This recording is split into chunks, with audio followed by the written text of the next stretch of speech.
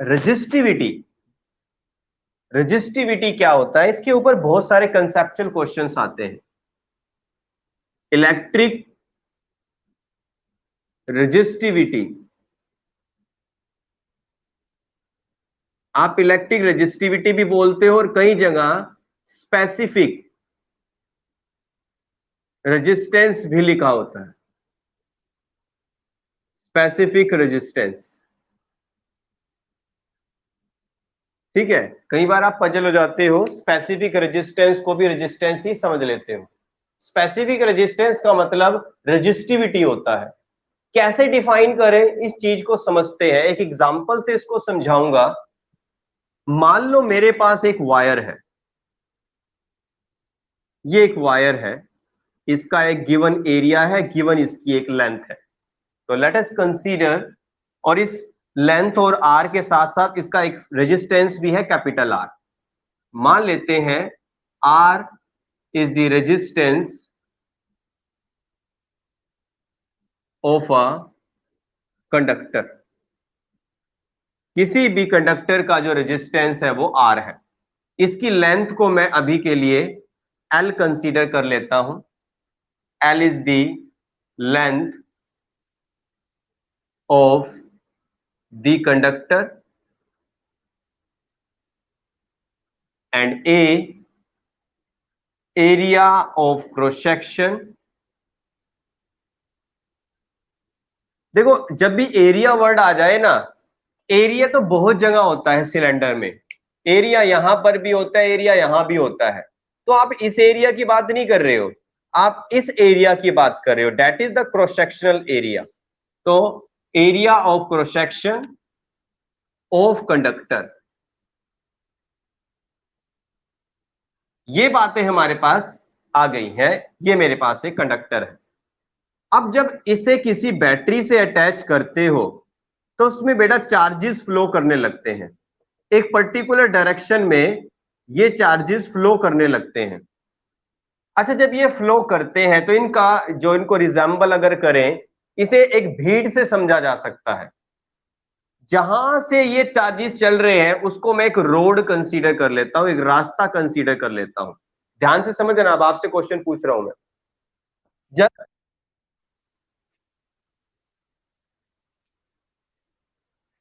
बेटा आवाज तो आ रही है, मैंने कहा मैं रिकॉर्ड कर लेता हूं, ठीक है। जिसको अगर दिक्कत हो रही है वो फिर रिकॉर्ड वीडियो से देख लेना, ठीक है, रिकॉर्डेड वीडियो से देख लेना। शगुन आवाज आ रही है ना? ओके। तो देखो, मैं आपसे ही क्वेश्चन पूछूंगा। मैं कंडक्टर को मैं इक्वेट कर रहा हूं एग्जाम्पल के तौर पर एक रोड से, जहां से कुछ भीड़ जा रही है। वो भीड़ जो है वो इलेक्ट्रॉन्स है, सपोज करो चार्जेस है वो, और वो जो रोड है वो एक कंडक्टर है। अब मुझे बताओ, जब ये भीड़ चलेगी और वो भागना चाहते हैं, चलना चाहते हैं, तो क्या वो आपस में कोलाइड करेंगे? वो एक दूसरे से आगे निकलना चाहते हैं, तो क्या वो आपस में कोलाइड करेंगे शगुन? तो वो कोलिजन क्या है? वही रेजिस्टेंस है। ऐसा ही किसके साथ होता है? ऐसा ही होता है किसी कंडक्टर के अंदर चार्जेस के साथ भी, तो वो कोलाइड करते हैं। अगर ये रोड छोटा सा होता, मतलब ज्यादा लेंथ ना होती, तो कंपैरेटिवली थोड़ी कम देर तक टकराते। तो कम देर तक टकराते तो इसका मतलब रेजिस्टेंस कम होता या कोई चेंज ना आता इसमें। हाँ जी शगुन, अगर मैं कहता हूं वो ज्यादा देर तक नहीं टकरा रहे हैं तो रेजिस्टेंस थोड़ा ही होगा। क्या अगर मैं उस रोड की लेंथ को पहले से और ज्यादा बढ़ा दूं तो क्या टकराव देर तक रहेगा वो?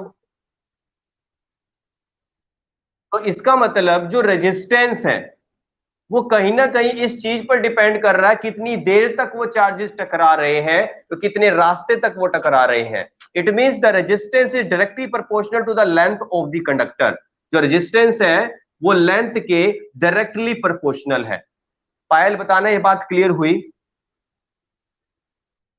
ओके, तो आपने यहां से ये समझ लिया कि जो रेजिस्टेंस है वो कंडक्टर की लेंथ के डायरेक्टली प्रोपोर्शनल है। वायर को जितनी देर तक कोलाइड करना, वायर के अंदर चार्जेस को जितनी देर तक कोलाइड करना पड़ेगा, उतने ही ज्यादा रेजिस्टेंस उसके अंदर होगा। दूसरी बात, अगर मैं इस रोड का एरिया बढ़ा दूं, निकलने या चलने का रास्ता बढ़ा दूं, गरिमा बताओगे, अब यही इलेक्ट्रॉन्स हैं, अब इन्हें चलने में पहले से ज्यादा दिक्कत होगी या पहले से इजी चल पाएंगे? मैं कह रहा हूं पहले ये रोड यहां तक था, इसका जो एरिया था कम था, मैंने इस रोड का एरिया पहले से ज्यादा बढ़ा दिया, तो यही गिवन चार्जेस है। तो क्या ये अब पहले से ज्यादा मतलब आराम से निकल पाएंगे, कोलिजन घट जाएगा क्या, या और ज्यादा दिक्कत आ जाएगी? लेस कोलिजन होगा, उन्हें स्पेस ज्यादा मिलेगा। इट मींस इसी तरह कंडक्टर में जब इसका एरिया बढ़ा दिया जाता है तो चार्जेस में कोलिजन कम होता है, जब कोलिजन कम होता है तो रेजिस्टेंस भी कम हो जाता है। तो आप कह सकते हो resistance is inversely proportional to the area of cross section of the conductor. बताओ ये बात क्लियर हुई शगुन?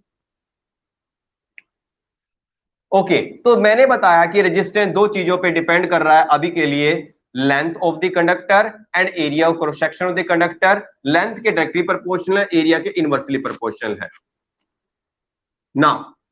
जब दोनों को इकट्ठा करते हैं तो आएगा L बाय ए। जब इस प्रोपोर्शनल साइन को हटाते हैं तो एक कांस्टेंट आता है रो।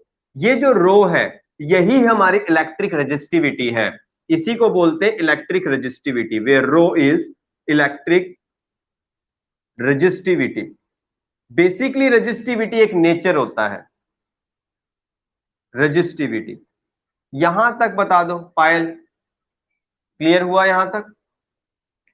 एक काम करो एज इट इज नोट कर लो, यहां तक एज इट इज नोट करो, फिर आगे चलते हैं।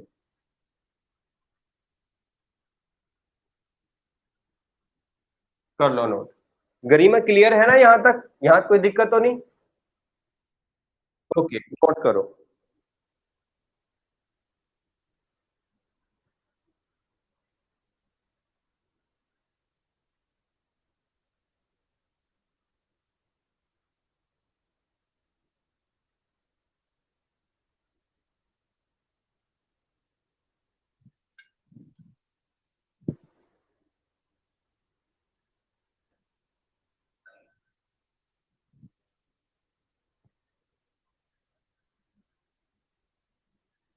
नोट कर लोगे तो मुझे बताना।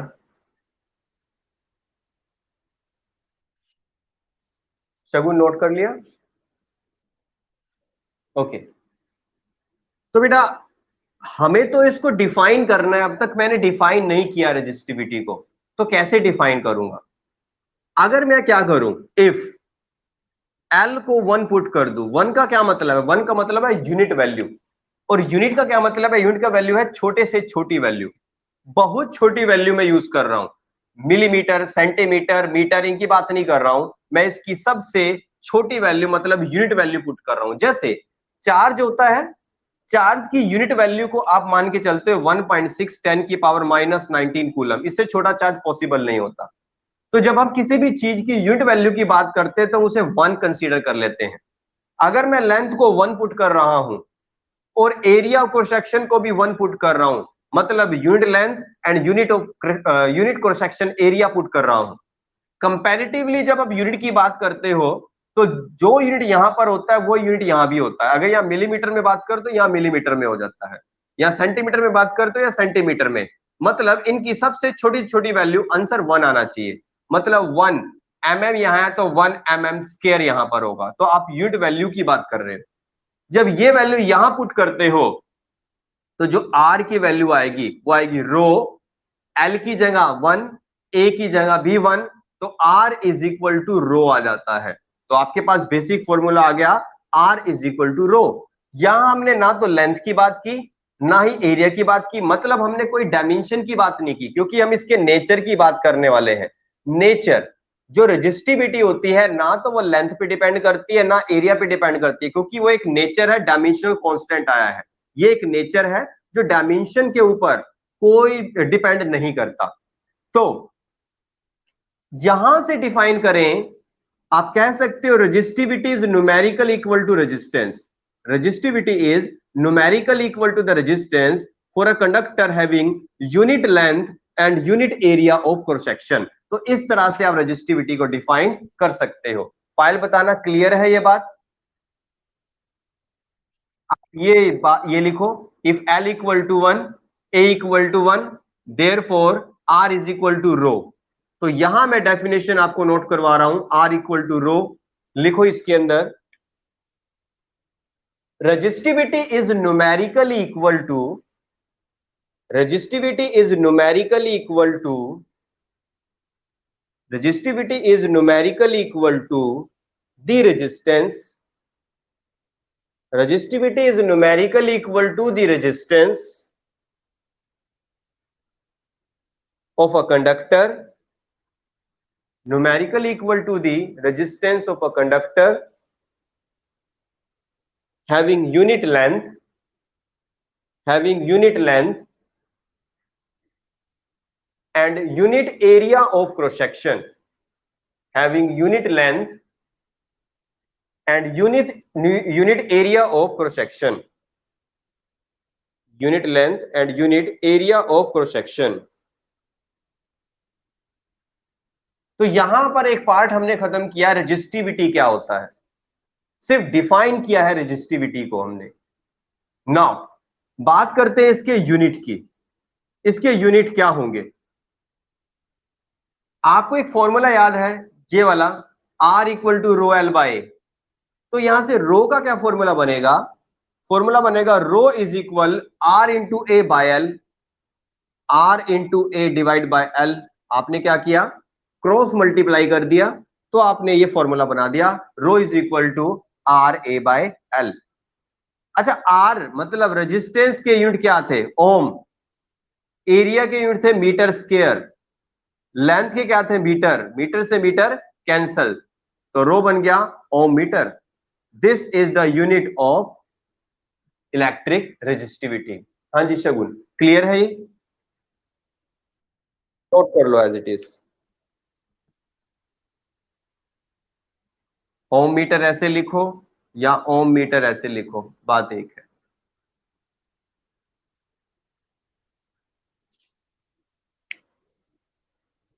फाइल क्लियर है यहां तक टॉपिक? ओके।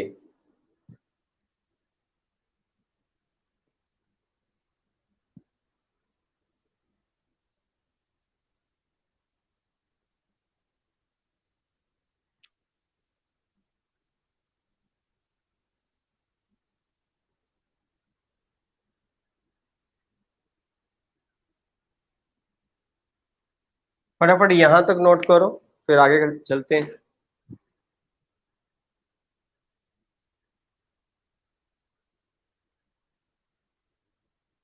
शगुन नोट कर लिया ये यूनिट? गरिया मैंने नोट किया, फाइल नोट कर लिया, रब कर दूं?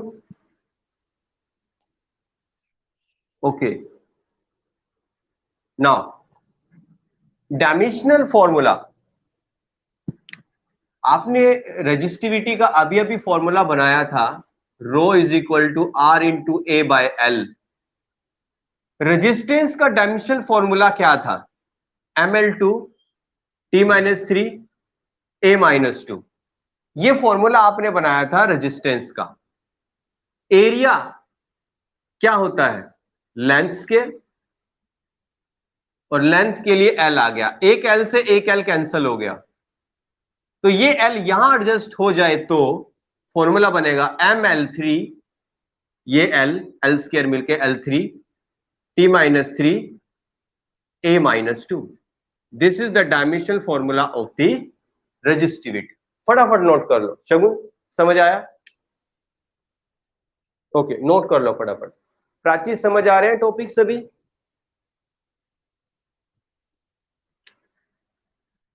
ओके।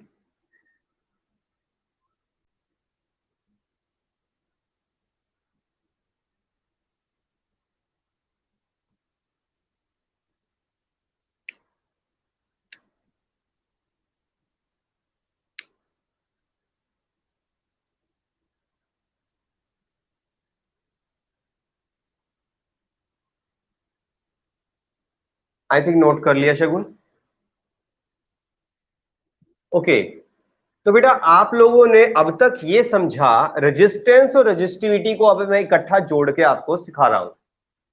आपने समझा कि जो आर है वो लेंथ के तो डायरेक्टली प्रोपोर्शनल है और एरिया के इनवर्सली प्रोपोर्शनल है। मतलब रेजिस्टेंस कहीं ना कहीं डायमेंशंस पे डिपेंड कर रहा है, बट आपने जब इन्हें इकट्ठा किया तो एक फॉर्मूला बना R is equal to rho L by A.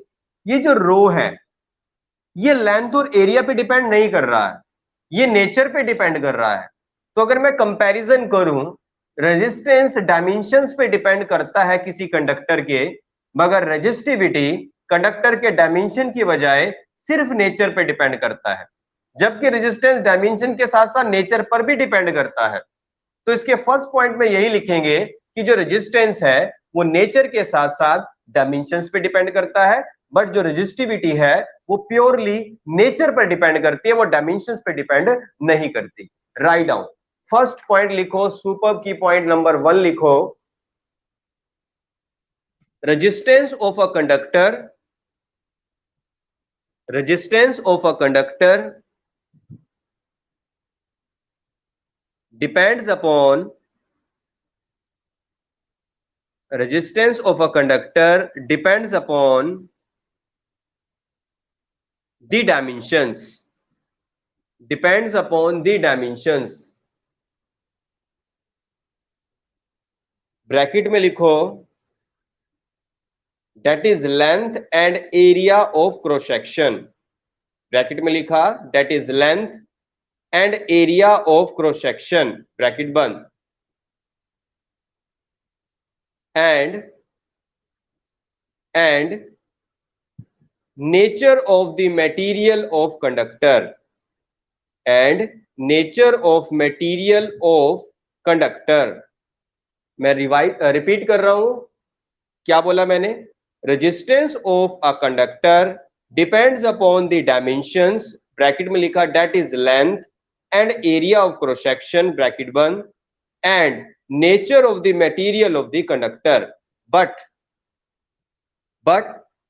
resistivity depends on, but resistivity depends on, but resistivity depends on nature of the material only, nature of the material only, and is independent of, and is independent of the dimensions of the conductor, but is independent of the dimensions of the conductor। पायल बताना ये part complete हुआ, समझ आया आपको ये वाला point? Okay, एक बात और, सपोज करो मेरे पास एक वायर है जिसकी लेंथ L है, इसका कुछ ना कुछ एरिया भी होगा। अगर मैं इस वायर को खींच देता हूं, एलोंगेट कर देता हूं, इसकी लेंथ इंक्रीज हो जाती है। शगुन, अगर इसकी लेंथ इंक्रीज होगी, एरिया में कोई चेंज आएगा? हाँ जी, एरिया कम हो जाएगा।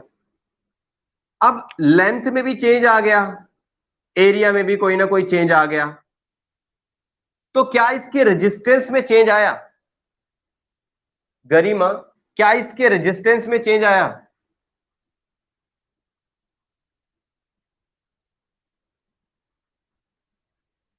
पायल आप बताओ, अगर लेंथ को मैंने इंक्रीज कर दिया, इसका डायमीटर डिक्रीज हो गया, तो क्या इसके रेजिस्टेंस में चेंज आया? हाँ जी, क्योंकि इसकी डायमेंशन चेंज होगी तो चेंज आया। क्या इसकी रेजिस्टिविटी में चेंज आया? इसकी रेजिस्टिविटी में कोई चेंज नहीं आया, क्योंकि इसका नेचर नहीं बदला। अगर ये सिल्वर की वायर थी तो खींचने से ये सिल्वर ही रहेगी, उसके अंदर जो नंबर ऑफ इलेक्ट्रॉन पर वॉल्यूम है वो वही रहेंगे। मतलब डायमेंशंस में चेंज करने से रेजिस्टिविटी में कोई चेंज नहीं आता। ये क्वेश्चन बहुत बार पूछा जाता है।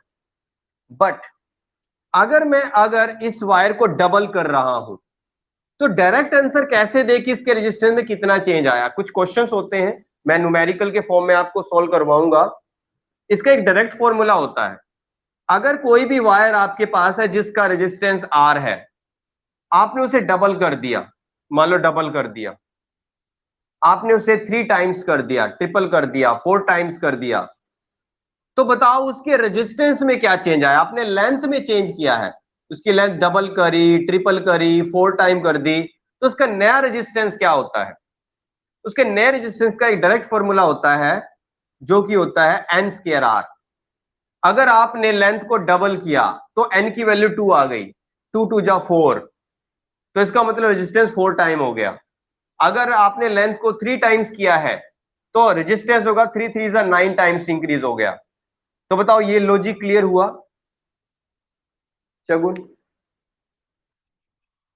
अच्छा देखो, एक अगर वायर है मेरे पास जिसकी लेंथ L है, अगर मैं उसकी वायर को इलोंगेट करके डबल, ट्रिपल, 4 टाइम, 5 टाइम कर देता हूं, n टाइम्स कर देता हूं मतलब, तो उसका जो नया रेजिस्टेंस होगा वो पहले रेजिस्टेंस का n स्क्वायर टाइम इंक्रीज हो जाता है।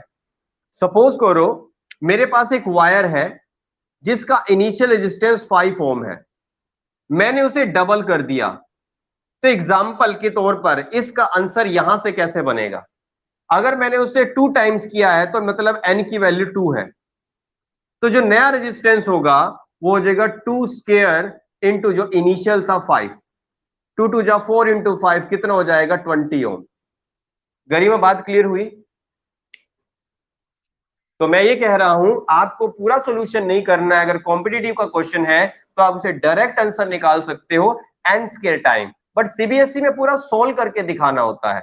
तो एक बार ये पहले नोट कर लें, उसके बाद एक न्यूमेरिकल के उसमें मैं आपको सिखाता हूं कैसे आंसर निकालते हैं। लिखो सुपर्ब की point number 2, if length of wire is stretched, if length of wire is stretched to n times, stretched to n times, if length of wire is stretched to n times, then resistance becomes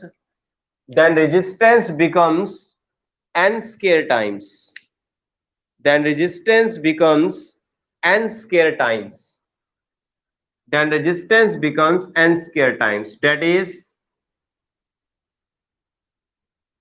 is r dash equal n square r, r dash equal n square r। Prachi ये बात clear हुई? Okay, file बता दो ये point clear है? कैसे solve करते हैं? देखो मैंने यहां एक वर्ड लिखा है टू, टू वर्ड यूज किया है, two twice, increase to n times, two और बाय दो अलग अलग वर्ड हैं।